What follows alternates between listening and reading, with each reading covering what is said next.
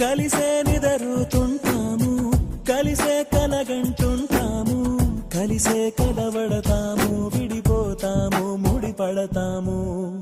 ఒక పువ్వుకి రెమ్మలు మేము, ఒక పక్షికి రెక్కలు మేము, ఒక జన్మే కాదంటూ 10 జన్మలకు ఒకటవుతాము. నా కలి చూసి అమ్మయ్యాడు అన్నయ్యే, నా ఆశలు తీర్చే నాన్నయ్యాడు తానే.